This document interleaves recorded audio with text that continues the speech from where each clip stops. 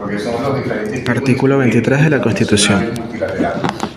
Relativos a derechos humanos, y ahorita vamos a hablar de esos conceptos, suscritos y ratificados por Venezuela, tienen jerarquía constitucional, es decir, que están a este nivel de esta Constitución, y prevalecen en el interno, o sea, la aplicación dentro del país, en la medida que contengan normas sobre su goce y ejercicio más favorable a las establecidas en la Constitución y las leyes de la República, y son de aplicación inmediata y directa por tribunales y demás órganos del poder público.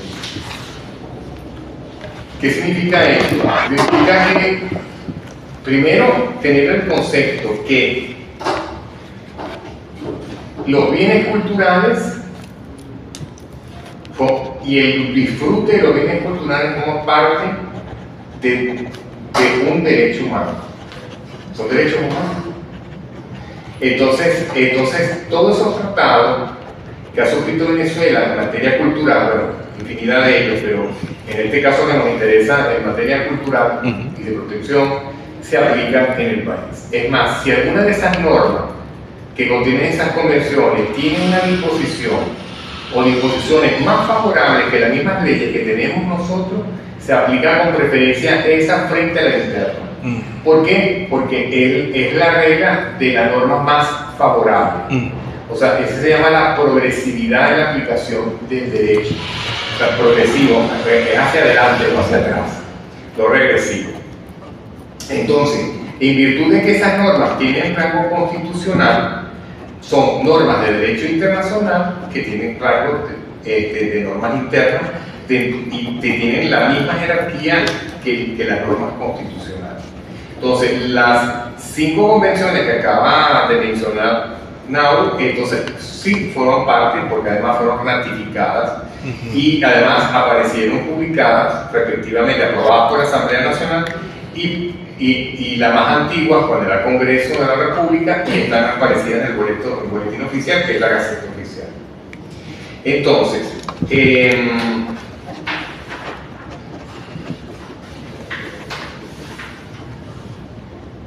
fíjense que la misma Constitución, ese es el artículo 23, el artículo que antecede, que es el 22, habla de una disposición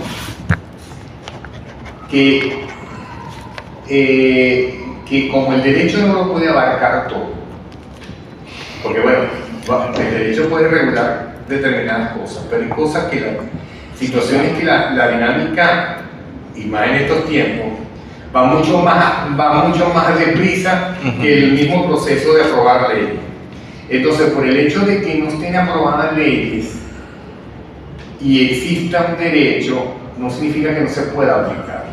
Entonces, el artículo 22 de la Constitución dice: la enunciación de los derechos y garantías contenidos en esta Constitución y en los instrumentos internacionales sobre derechos humanos, hablamos que es un derecho humano, el disfrute, uso y disfrute de los derechos culturales, no debe entenderse como negación de otros que, siendo inherentes a la persona, no figuren expresamente en ella, aunque no se mencionen, nuevos derechos, pero no sabemos.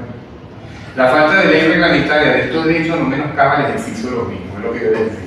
Pero profesor, cambiando un poquito el tema de lo cultural, la nueva ley de odio por el terrorismo mediático es nueva, pero se tuvo que mover y apretar los mecanismos porque no existía antes, pero estaba afectando a muchas personas. Claro. En difamación, en lanzar a lo loco informaciones que no eran sin sentido. Entonces, sí había una disposición, pero muy tímida, pero claro, estamos hablando de un código penal que, aunque ha tenido reforma, el código penal nuestro, salvo algunos artículos, es del siglo XIX. Yo me quedo anonadada, porque en verdad sí estoy pegada, estoy así como obsesiva compulsiva, literal, de ver toda la bendita información de los Estados Unidos y su situación actual. No, por mí que ellos se coman entre ellos y se hundan. Ajá, pero ¿cuál es mi cosa? un país que habla sobre los derechos humanos, Bueno, nada, un país que habla sobre tener el mejor sistema de ley del planeta y tiene puras leyes caducas de hace 200 años. Pero ya va, hay una cosa que es Trump y su círculo, hay otra cosa que son los gringos norteamericanos. Hay muchos gringos que son no solamente demócratas, sino son pro libertad, y son gente digna y respetable que sí, que fue perseguida, incluso con Hollywood cuando empezó la ley anticomunista. Entonces, una de ellas, a Chaplin lo persiguieron. sí, exacto. A Lucy Ball la persiguieron, la famosa Lucy. Ajá. Ay, tan maravillosa que es. Entonces, fíjate. ¿Con quién estaba casada Lucy? Con un cubano. Exacto. Decía más. Profe, hay una película que a mí se me olvida el bendito nombre, eso me lo mandó a ver y yo compré la película, pero no se veía nunca. Hay una película hollywoodense que habla sobre eso, sobre cuál fue el acoso que le hicieron No es el artista, que es como un juicio que hace. El artista. De hecho, también fueron perseguidos, que ustedes no lo crean, los actores de los famosos Monsters, el abuelo. Ajá. ¿En serio? Sí, porque era de izquierda, él estaba inscrito en el Partido Comunista. Imagínense. Ya lo sí, junto con. Bueno, aquí estaríamos muchos Pero perseguidos. nada mejor que los Monsters, profe. Bueno, por supuesto. Bueno, concretando, disculpe, eso, las leyes tienen que adaptarse, aunque no se Pero su cumplan ley igual. está muy caduca. No, claro, pero digo, el caso Venezuela, Hay que entender que quienes fundaron el país fueron los puritanos. el destino manifiesto de paz. Y el idioma creo que se desarrolla a mitad, que eso lo expliqué yo brevemente en un artículo de la semana pasada. Ajá, exacto. Pero es por eso. Pero bueno, siguiendo aquí con la línea, la primera convención Ujú. Que es aplicable, o sea, que es más antigua como norma, es la Convención para la Protección del Patrimonio Mundial, Cultural y Natural, que es de 1990. Inclusive está aprobada por el Congreso de la República de Venezuela, porque así se llamaba, y está publicada en su respectiva Gaceta del 6 de julio de 1990. Entonces, claro, de acuerdo al mecanismo que tiene la Constitución anterior y esta, este tipo de convenios, una vez que son ratificados, deben ser aprobados formalmente como una ley.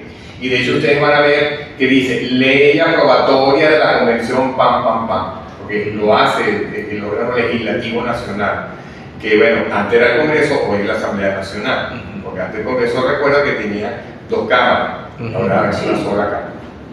Bueno, bien, entonces resulta ser, así como ustedes han señalado, por lo menos lo describió, la Convención de 1972, también denominada de forma abreviada Convención para la Convención del Patrimonio Mundial. De hecho, las primeras declaratorias que se hacen, que vuelvo a insistir, en realidad la UNESCO no declara. Quien le declara monumentos son los estados soberanos. La UNESCO lo que hace es reconocer los valores y lo inscribe en una lista. Pero las primeras inscripciones, que empezaron en el año 78, las primeras ciudades que se inscribieron fueron Quito, curiosamente, y Praga. Le denominaba Patrimonio de la Humanidad. Pero en realidad el término de la convención no habla de patrimonio de la humanidad.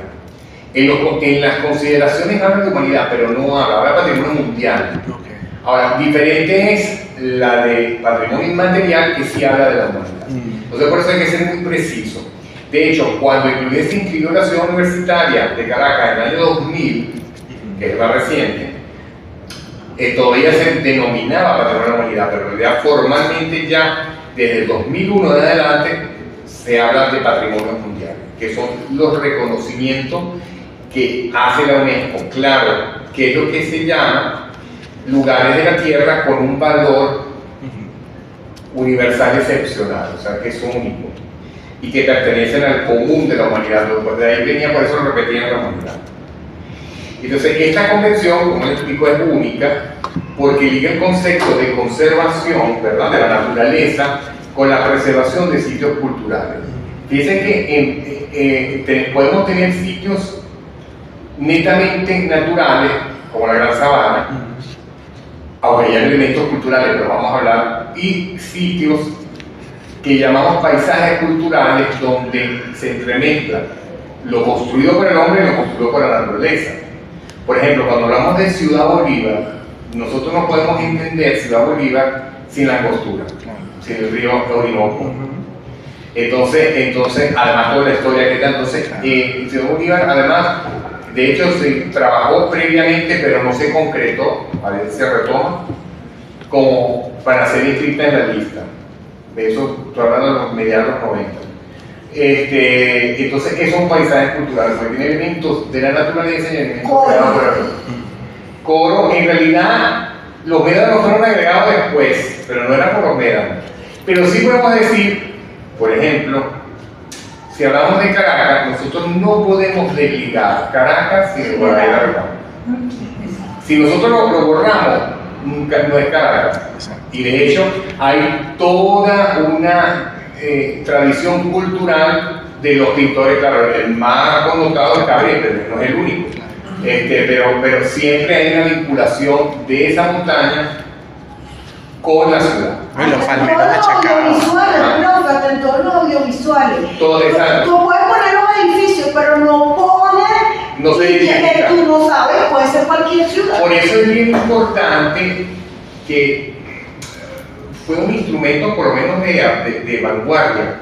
Lo que pasa es que no establecía normas. La primera norma o instrumento jurídico en el país que empezó a regular el tema del patrimonio cultural, como lo entendemos, fue una ordenanza del municipio, bueno, no era municipio, era el Distrito Federal, en el año 44, que era la ordenanza para la defensa de los valores de la ciudad de Caracas.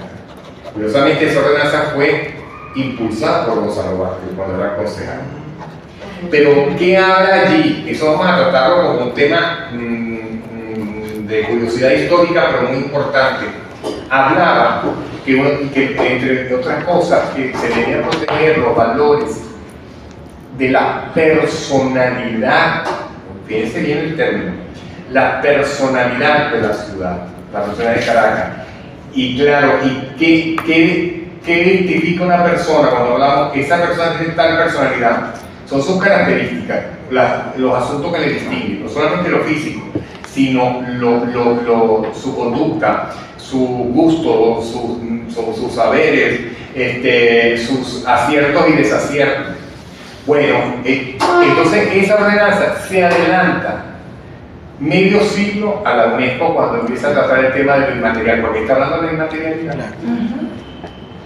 Entonces, interesantísimo eso. Pero bueno, no se le ha hecho publicidad. Nosotros hacemos muchas cosas buenas y nunca le damos publicidad.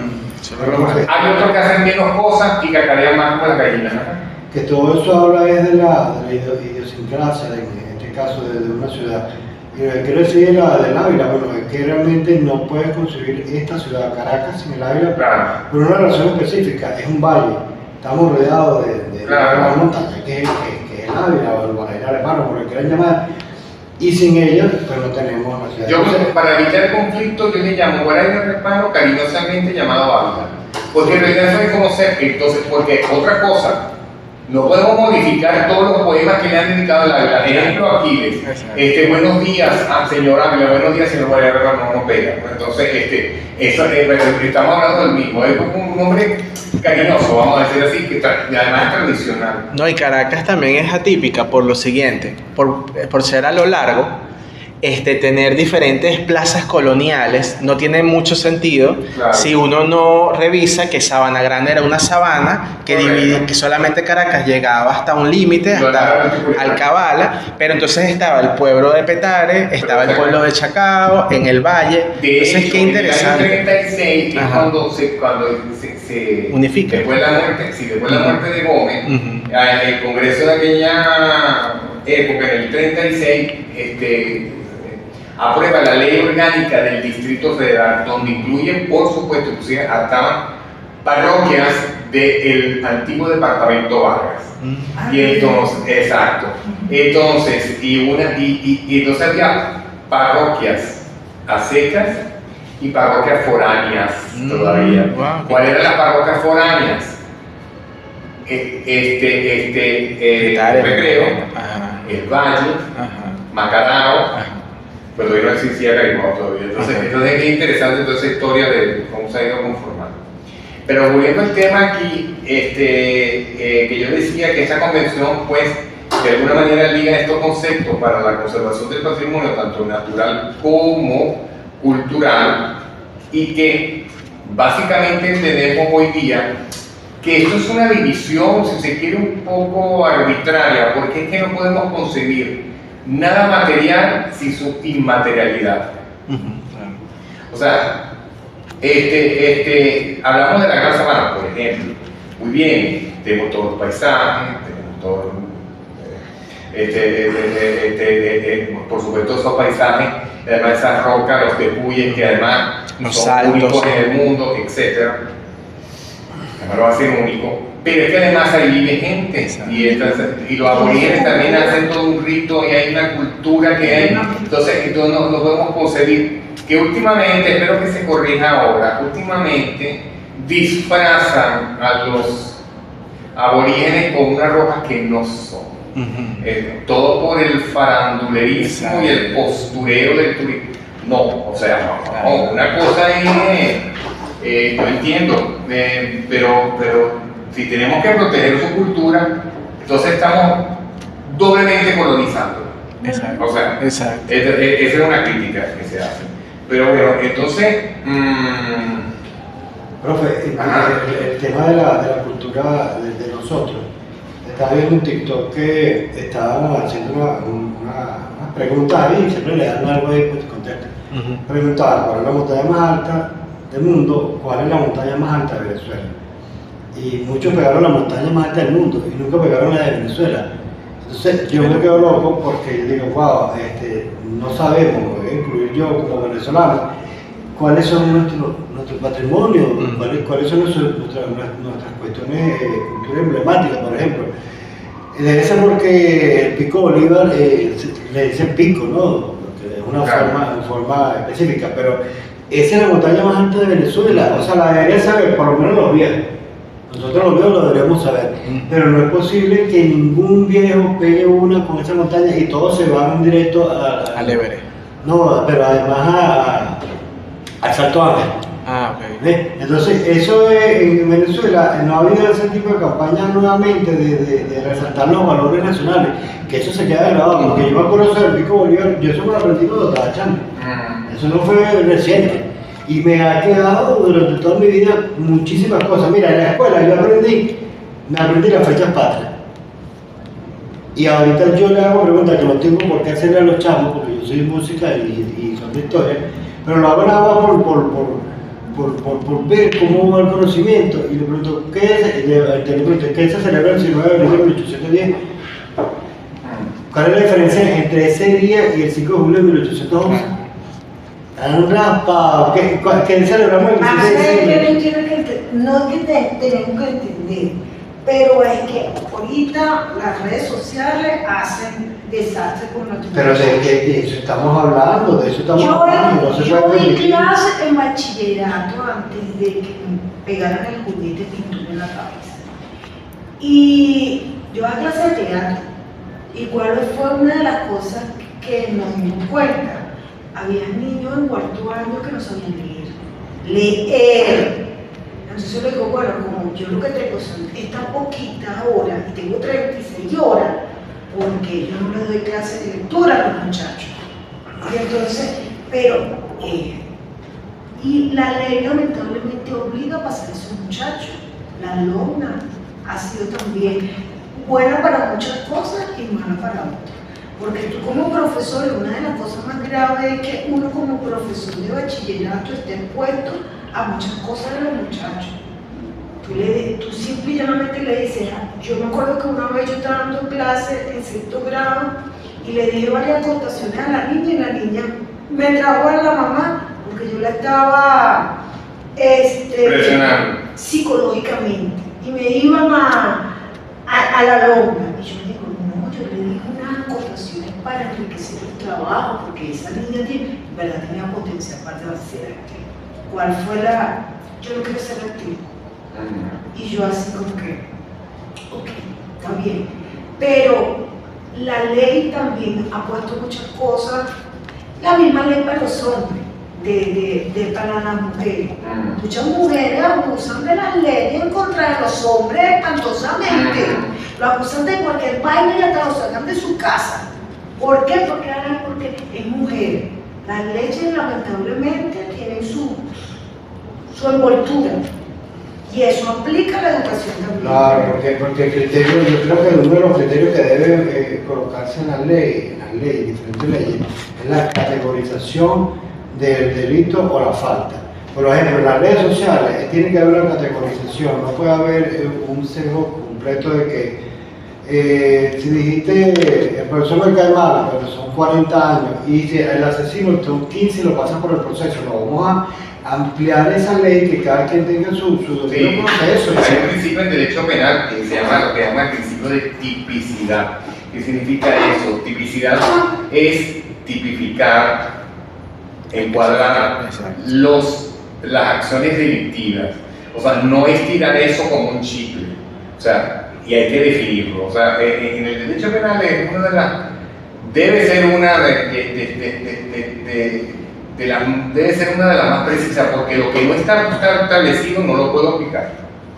Pero ahora, volviendo al tema nuestro, habíamos hablado, bueno, que hasta ahora tenemos 3 sitios de patrimonio mundial.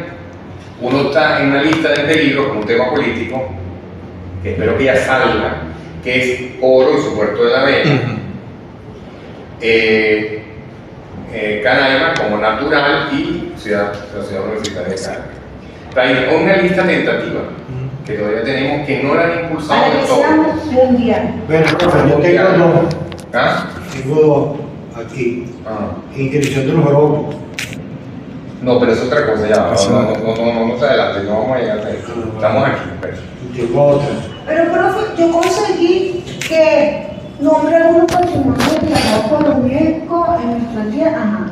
Además de la ciudad universitaria, Canaima, el puerto de Oro, los diablos de la Santa de Piares. Ajá, pero no es monumento. Ahorita de la inversión de patrimonio mundial, natural y cultural. Eso es lo tangible, lo que tocamos. Lo material. Pero el casado es intangible.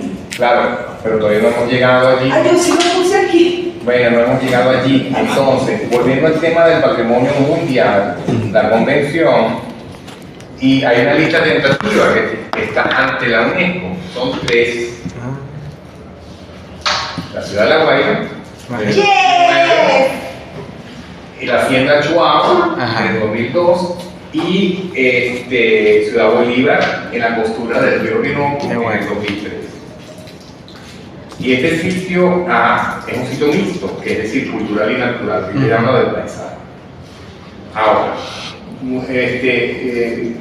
vuelvo a insistir, ¿no? Aunque parezca peyorativo y de perogrullo y reiterativo. La UNESCO no declara. Lo que pasa es que esos son los términos a veces que utilizan los periodistas y tal. Son los estados que declaran. Es más, para que un bien sea reconocido por la UNESCO, que se debe presentar todo un expediente, que es toda una cuestión formal, burocrática inclusive, ya tiene que estar reconocido por el Estado ese bien. Es decir, no es que algo que no tenga reconocimiento del Estado vaya a ser inscrito en la lista. Entonces, por eso primero es importante el reconocimiento que hace el Estado a través venezolano y a través de todos los estados, a través de declaratorias. La segunda convención, que es la más antigua que esta, pero Venezuela forma parte de ellas a partir de 2004, es la de los bienes culturales en caso de conflicto armado, que es la Convención de La Haya llamada, que ya sabemos y tiene una serie de 2 protocolos que se aprobaron posteriormente, pero es la convención y su forma de abordar y hacer denuncias y buscar la protección en caso de conflicto, que lo hemos visto, que ustedes más o menos asomaron, qué tipos de conflictos se entiende, que se entiende por conflicto armado y todo aquello. Exacto. Un poco, lo bueno de esta convención es que inserta y acoge el principio del concepto de patrimonio cultural contemporáneo. Porque hasta mediados del siglo XX se entendía por patrimonio lo antiguo, del siglo XIX hacia atrás. Inclusive se hablaba que había que tener más de 100 años. Luego lo redujeron a 50, pero eso es una regla relativa. Y bueno, y han visto, por ejemplo, que en el caso de la lista de patrimonio mundial se han incluido obras contemporáneas. O sea, por ejemplo, Brasilia, eso es por citar algunas, ¿no? Ahora, la otra convención que también fue en el mismo 2004, que aprobó por ley aprobatoria del Congreso, fue la Asamblea, fue esta, la Convención de Tráfico Ilícito. Porque, bueno, en el ranking digamos, de tráfico, o sea, en el ranking de dinero mal habido mundial está la trata de personas, mal llamada trata de blancas, o trata de personas, la droga y el tráfico ilícito de bienes culturales. De hecho, pregúntense qué fue lo que pasó cuando los gringos llegaron a Irak. Bueno, primero, con la bomba destruyeron la original de las 1001 noches. Sí, el Museo de Bagdad, eso sí. El Museo de Bagdad hicieron, o sea, caída y mesa limpia. Y saqueo de lo que quedó. Exacto, es lo que quiero decir. Entonces, bueno, ni contar después los otros locos allá en Palmira, deben recordar, ¿verdad? Entonces, bueno, tenemos gente loca por todos lados. Pero entonces, en el caso de estos bienes, generalmente lo que quiere proteger es, inclusive, justamente cuando hay conflictos bélicos, es cuando más se raspa la olla. Que vamos a tratar después. Lo que pasa es que aquí el apoyo tecnológico en un tema.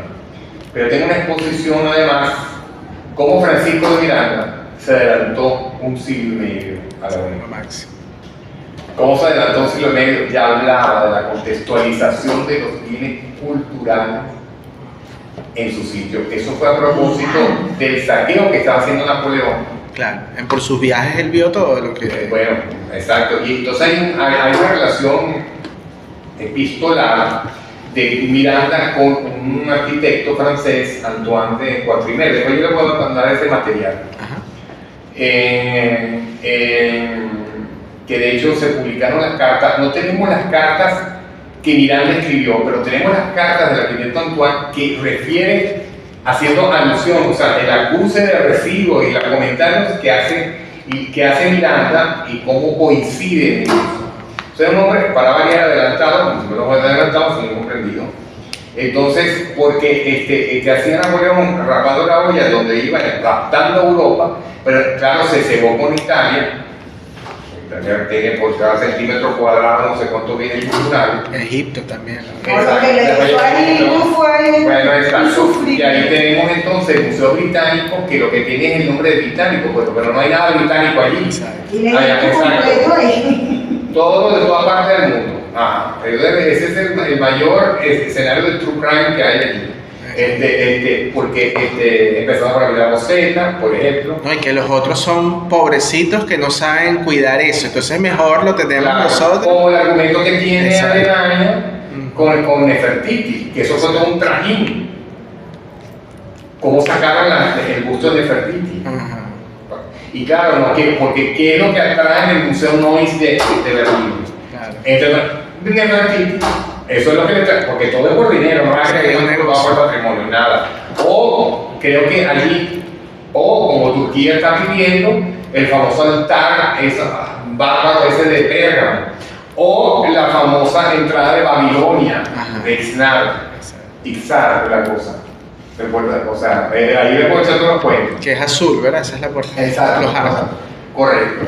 No, yo lo pido el mejor, por supuesto. Ajá, exacto. Nada, eso es los famosos museos enciclopédicos, ¿no? Esa es otra historia que vamos a abordar ahí. De la ilustración. Entonces, bueno, pero entonces, ¿qué pasa? También, esto incluye no solamente bienes arqueológicos, que esos son, eso, bueno, ni hablar, de todas excavaciones, además, hechas sin autorización, por supuesto, y la venta de esos bienes, la venta bueno, ni contar, por ejemplo, que hicieron los nazis, que Y en rasparon. búnker subterráneos guardaban. No, y después se fueron como redistribuyendo. Los gringos, como son brutos de cultura, no, eso sí. Además, no es que ellos reproducen. O sea, o sea, nosotros, Latinoamérica tiene ciudades más antiguas que en Estados Unidos, Sí, por ejemplo.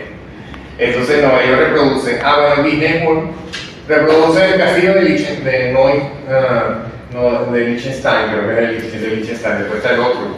la Torre Eiffel, cosas así. Sí, todo eso, sí, ese es un poco ordinaria la cosa. Pero bueno, entonces, esta convención, la de tráfico ilícito, es precursora porque es una de las pocas convenciones en materia cultural que ha sido ratificada por la mayoría de los países, ¿no? La convención establece claramente que la exportación y transferencia, me refiero a la propiedad de bienes culturales que resulten directo o indirectamente de la ocupación de un país por una propiedad extranjera se considera ilícita, lo dice. El artículo primero de esta convención considera como bienes culturales los objetos que por razones religiosas o profanas hayan sido expresamente designados por cada Estado como de importancia para la arqueología, la prehistoria, la historia, la literatura, el arte o la ciencia. Enumera exhaustiva y pormenorizadamente un conjunto de bienes que lo van a ver y se los voy a leer aquí. Entonces, por ejemplo, señala las colecciones ejemplares raros de zoología, o sea, todo lo que es etnología, bueno, botánica, mineralogía, anatomía y los objetos de interés paleontológico. Porque saben que la diferencia entre arqueología y paleontología es arqueológico de hecho por el hombre y lo paleontológico son los restos orgánicos. Dinosaurios. Exacto, o las plantas, etc. Los bienes relacionados con la historia, con la inclusión de la historia de la ciencia y de las técnicas, la historia militar y la historia social, así como la vida de los dirigentes, pensadores, sabios y artistas nacionales y con los acontecimientos de importancia nacional. El producto de excavaciones, tanto autorizadas como clandestinas, o de los descubrimientos arqueológicos, los elementos procedentes de desmembración de monumentos artísticos, así que me estoy llevando un pedazo, un recuerdo, o históricos de lugares de interés arqueológico, antigüedades que tengan más de 100 años.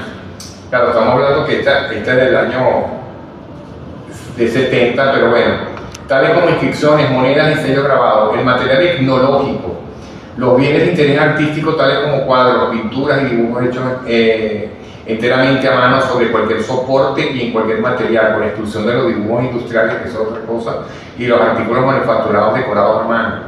Producciones originales de arte estatuario y de escultura de cualquier material, grabados, estampas y litografías originales, conjuntos y montajes artísticos, publicaciones antiguos de interés especial, histórico, artístico, científico, literario, sueltos o en colecciones, sellos de correo, sellos fiscales y análogos, sueltos o en colecciones, archivos incluidos los fonográficos, fotográficos y cinematográficos, objetos de mobiliario que tengan más de 100 años e instrumentos de música antiguos. Con relación a la letra K, que se refiere a la antigüedad, es relativa, puesto que en los últimos tiempos se ha reducido a la mitad de lo que le estoy diciendo, por lo que pueden incluirse muebles de mediados del siglo XX, por ejemplo, los de la Bauhaus, del movimiento de la Bauhaus. Tanto sean considerados por los Estados miembros, considerados, declaran parte de su acervo cultural. Nuestra, del año 93, Ley de protección de defensa. La ley de protección y defensa del patrimonio cultural califica como delito de contrabando, calificación, tipificación como delito de contrabando, la exportación ilícita, En efecto, el artículo 41 de la ley dice, y se los leo, la exportación de los bienes a que se refiere esta ley, que son todos estos bienes muy parecidos, enumerados, quizá más amplios que la misma convención, será considerado como contrabando y penado conforme a la legislación nacional, obligando su devolución al territorio de la República. Ejemplo, la Piedra Cuesta. La otra convención es la que comentaste tú, ¿no? que esto fue aprobada en el 2006, que es la de salvaguardia del patrimonio cultural inmaterial. Esta convención complementa la Convención de Patrimonio Cultural Mundial y Natural Mundial, la protección del patrimonio mundial, cultural y natural, aprobado por esa institución en el año 72. Esta convención se basa en instrumentos internacionales anteriores existentes, voy a comentar los antecedentes, existentes en materia de derechos humanos. Fíjense, acuérdense de lo que hemos hablado, que el uso y disfrute de los bienes culturales y la identidad que representan son derechos humanos. Como la Declaración Universal de los Derechos Humanos del año 48, de la ONU, el Pacto Internacional de los Derechos Económicos, Sociales y Culturales del 66, de la OEA, y el Pacto Internacional de Derechos Civiles y Políticos del año 66 también, así como la Declaración Universal de la UNESCO sobre la diversidad cultural, que es del año 2001. Este documento, esta convención, subraya la importancia de distinguir entre el patrimonio inmaterial y el patrimonio material y natural. Entendiendo por patrimonio cultural y inmaterial, les cito, como dice la convención, los usos, representaciones, expresiones, conocimientos y técnicas junto con los instrumentos, objetos, artefactos y espacios culturales que les son inherentes, que las comunidades, los grupos y en algunos casos los individuos reconozcan como parte integrante del patrimonio cultural. Por ejemplo, creo que se lo comenté, pero se lo vuelvo a refrescar. Por ejemplo, todas las manifestaciones de los diablos danzantes del Corpus Christi, que son 11, son más, pero las que están inscritas en los números fueron 11, hay un pelón ahí, pero en fin. Tanto de trabajo. Pero bueno, pero que me voy a centrar en eso para relacionar. No solamente en la manifestación en el día del Corpus Christi, siempre hay un día antes, un día después, el día mismo y el día después. Es, por ejemplo, la ruta de la procesión. Son sus vestuarios, son los instrumentos que tocan, la música que se toca, los cantos que se tocan, los rezos que se dicen, inclusive el ritual ante la iglesia. Y en Yare por lo menos no es lo mismo que en Chuao, por las condiciones. Es muy particular. Exacto. Pero por ejemplo, ¿cuál es la finalidad con la protección inmaterial? Que se presentó hace muchos años. Eso fue en Naiguatá, que están los diablos, que es muy bonito de Naiguatá. Bueno, el párrafo español ridículo que pusieron en aquella época, ellos entran, los diablos entran al altar, que son promeseros. Claro, una promesa. Entran al altar. Este dijo que no iban a entrar porque una iglesia, bueno, tontería de esta medieval. Entonces, la cofradía se dirigió al instituto, yo estaba allí en aquel momento como consultor, y llamamos a la arquidiócesis, digo, no vamos a hablar con el dueño del circo, no con el payaso. Desde la referencia de la Guaira, digo, mire, esto está protegido, el párroco no puede impedir esto es una manifestación protegida por el Estado, aquí no se está extralimitando, esto es una tradición que inclusive más antigua, tiene casi 400 años. Échale bien. Bueno, tuvieron allá, tuvieron que enmendar, entonces el Estado interviene para proteger. Pues el Estado no declara, o sea, reconoce la manifestación y la protege. Pero no va a decir, a partir de la presente fecha, harán tal danza. No, porque eso lo sostiene, son los portadores, la gente, colectivamente. Entonces, eso es un ejemplo, por decir. Esa es, digamos, la función práctica también y el objetivo de esta convención que en el año 2022 también hay una ley, o sea, sobre la base de esta convención. Le voy a citar otro ejemplo, fue reciente data, que ya yo estaba aquí en el Ministerio de Cultura con el Santo Cristo de la Grita. Porque resulta ser que eso es una talla que tiene más de 400 años. Y cuando se cumplieron los 400 años, allá en el 2009, la gente de Jauregui, del Táchira, pero especialmente de Jauregui, como está la Grita, el primer presidente Chávez no solamente decretó como monumento nacional la talla de madera, que eso tiene una historia muy bellísima, la tienda, sino le construyó un santuario además. Entonces, la misma población, mismos feligreses, recogieron dinero y con un artista, un escultor, de la Grita, gritense, hicieron 2 réplicas. ¿Para qué? Para procesionarlas. Una para procesionarlas dentro del estado Táchira y otra que sale fuera de Táchira porque hay también devoción del Santo Cristo, obviamente en Colombia, en la parte fronteriza. De aquí en Caracas también. Bueno, entonces, y solamente sale el monumento, o sea, sale la talla de su capilla al santuario los 6 de agosto, únicamente, que es un trayecto corto, que es cuidado y después regresa. Bueno, se le había ocurrido al final pronta que tenía que como se iban a cumplir en los primeros, esto pasó ya hace un año, los primeros días de febrero, no sé, tal, los 100 años del seminario Jauregui allá. Entonces él quería trasladar esa pieza, o sea, esa talla, la original, al seminario. La gente se enardeció y dijo que aquí Cristo no sabe.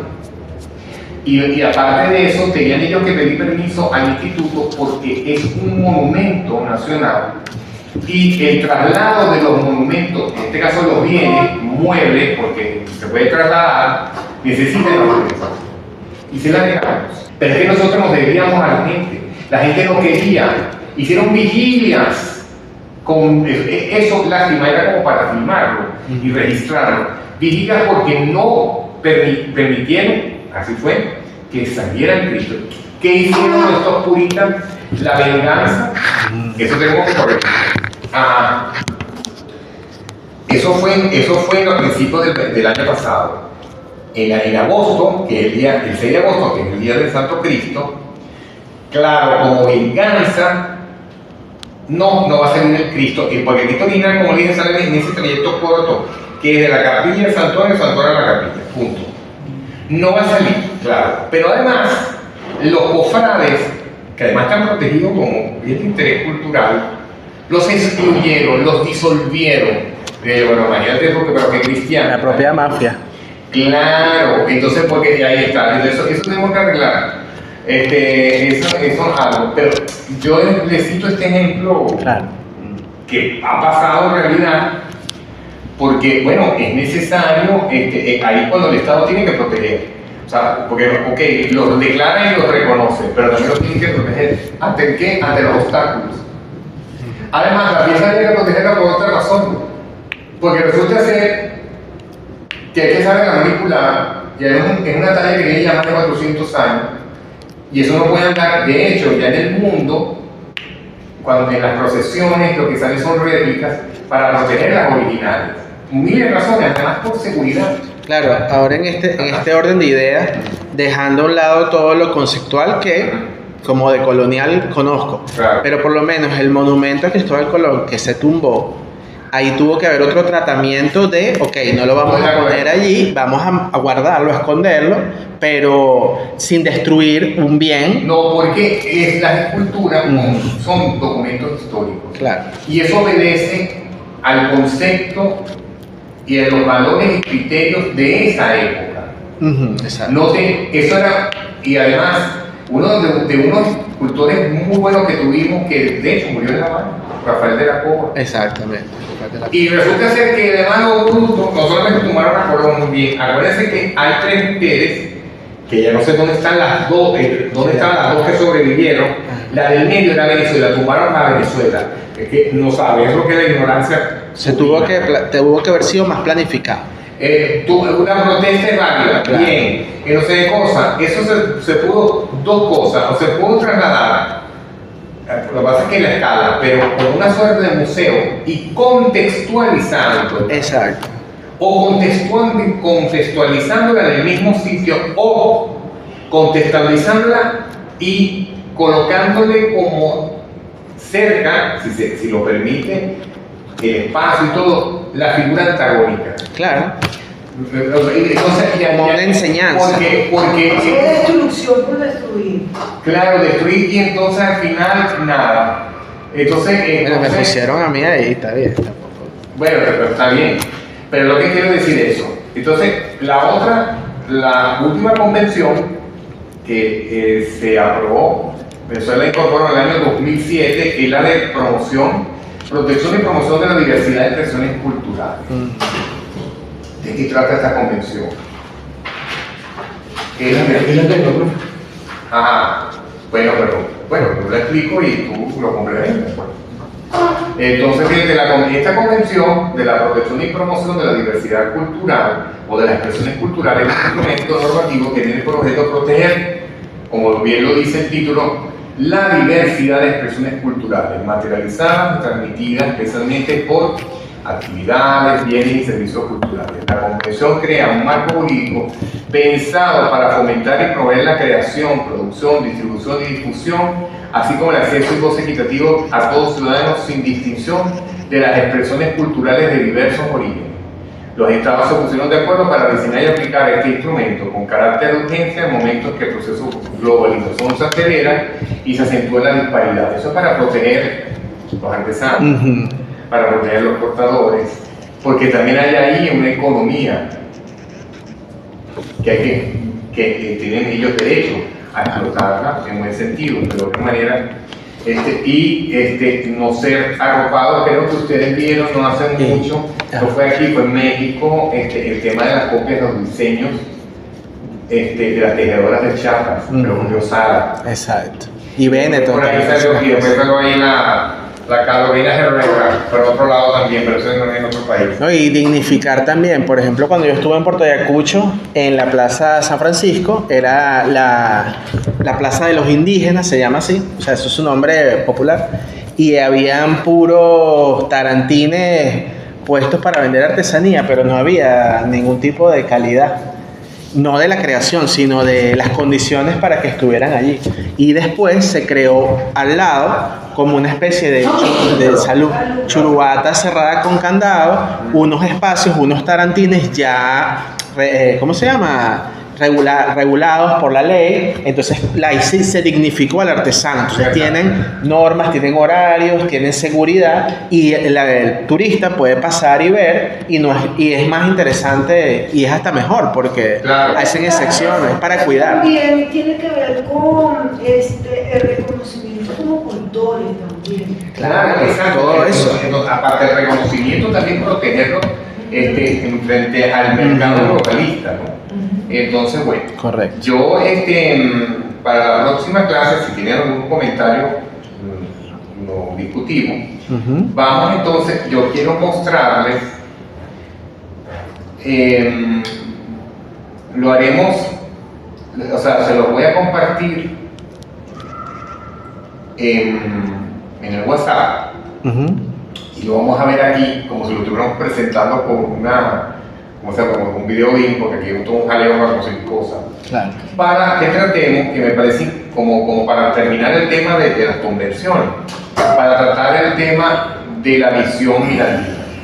Visión mirandina. La visión mirandina, la visión de Miranda. De Miranda. Claro, exacto, lo que les comenté. O sea, cómo Miranda se adelantó un siglo y medio, casi un siglo y medio antes a la UNESCO sobre la protección de los bienes. Y relacionar las normas que tiene la Convención de Tráfico Ilícito con lo que refiere Miranda en cada uno se van a quedar asombrados. Impresionante. Ajá. Profe, una pregunta, ¿hasta qué día tenemos clase nosotros? Eso es importante concretar. El profe Douglas me informó, nos informó solamente a mí. Nosotros tenemos hasta el 20 y tenemos nosotros clase en teoría. Hasta el 19. 19 es jueves, pero el 20 es viernes, o sea, esa semana, pues. No, bueno, que yo sepa, tenemos clase. O sea, claro, hasta el 25 de febrero. No, profe. Yo tenía entendido que hasta el 20. Clase académico o administrativo. Exacto. No, Pero académico era hasta el 18 del miércoles que viene. No, el 19, papá. 19-20, o sea, esa semanita. Bueno, pero para nosotros el miércoles. bueno, entonces tenemos dos clases más, Ah, bueno, ok, perfecto. que es la del miércoles 11 y la del miércoles ceniza, que es el 18, porque el 16 y 17 es carnaval. Ay, profe, una cosita. Ajá. Voy a hablar claramente. Ajá. Hablo claramente. Hablar claro. La del 18. Bueno, No la podríamos negociar. Negociar. ¿Por qué, profe? Mire, Yo el que- 19, Ajá. yo pretendo entregar ese trabajo el 17 y 18, pero no estoy segura. Tenemos la entrega en compu de nuestros trabajos finales de proceso de tesis de este tercer semestre. Lo vamos a tratar. Bueno, hagamos una cosa. Si ustedes quieren, o sea, no tengamos clase ese miércoles 18, pero lo tenemos el 25, un poco para recoger. Pero no es de ¿Esto es carnaval? pero carnaval es 16 y 17. Exacto. Claro, pero la gente se agarra todo. Bueno, la gente se agarra la semana. Oye, pero todo eso, ¿de qué vive? Porque Ay, yo no me se agarra la semana, justamente la semana es lunes 16, martes 17, y después toda la semana es 18, 19, 20. Yo digo, una clase. Yo prefiero bañar 25 y tener libre esa semana. No, bueno, entonces hagamos una cosa, otro tipo de negociación. Ah, ok. Vamos a tener la clase que viene, no sé, sobre Miranda y le voy a mandar un material para complementar un poco la materia, que Ok. este año, bueno, este semestre ha sido, todos saben más que yo, Sí. accidentado. Vamos a tener un trabajo final nosotros. Entonces yo les voy a mandar un trabajo final. Mejor. Un trabajo final que va a ser de un mínimo después yo les voy a dar las instrucciones, pero Sí, para que sí. tengan una idea. Un mínimo de 9 a un máximo de 15. Perfecto. Está bien, está bien, está bien. 9 cuartillas. Sí, sí, y a 1.5 está. 1.5, excluyendo fuentes, porque además tienen que presentar eso como Dios manda, con fuentes, Pero la eso se lo cita. podemos entregar 25. No, eso me lo pueden entregar si quieren el 27. Ah, ¡Yes! Gracias. El 27, porque yo tengo que presentarlo el 1 de marzo. Ah, ok, Y tiene que dar perfecto. chance para yo revisarla un poquito. Perfecto, está bien. Yo le digo tal, o sea, mínimo 9, máximo 15. Tampoco, claro, excluyendo portada, ¿no? No vayan a intentar No, claro, la portada y la fuente. Pero, ¿digital o impresa? No, digital. Muy claro, como Vicente, porque después. No, eso pues además Sí, no, hay que proteger los árboles. El profesor ha pedido puro trabajo Yo digital. he Sí. pedido digital, me lo mandan por correo o lo mandan por WhatsApp. Yo me hice un solo, pero eso sí, bien hechecito, porque acuérdense que ustedes tienen que practicar con miras a sus trabajos finales, Claro. definitivos, digamos. No es una hojita ahí sin son ni todo. Pero entonces voy a pensar el tema para que ustedes aborden, porque aquí, el programa es muy ambicioso, el programa de esta materia. Pero resulta ser que creo, yo hablé con los responsables, la profesora Inés, pero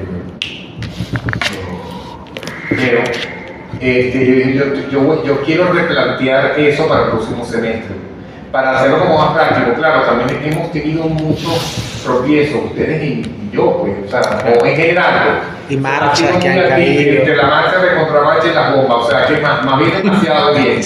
O sea, entonces por eso, es más, usted no tenga el 27, tal, y digital, nada de impreso, que se está gastando real en eso. Pero vamos a hacer algo interesante que les va a gustar. Pero yo quiero tratar esto, lo de Francisco de Miranda, porque El tema va a ser Francisco Miranda. No, la clase que viene, la clase que viene. Bueno, porque, y la clase que no. El tema Y todavía yo, el profesor en la semana, no lo ha estoy definido. atentos este fin de semana. Y les voy a dar las instrucciones bien hechecitas, así con plastilina y todo, lo que tienen que hacer para el trabajo final. Ok, ¿Ok? está bien. En mi caso pudiera ser vincularlo con mi tema de tesis de... Bueno, pero sí, bueno, generalmente yo pido... Incluirlo en mi tesis también. No, generalmente yo pido, no es obligatorio, pero yo pido para que vayan abonando a su trabajo. A mí me sirve. Exacto. Que lo que yo voy a pedir lo vinculen Claro. al trabajo que ustedes tienen pensado para el trabajo final de grado.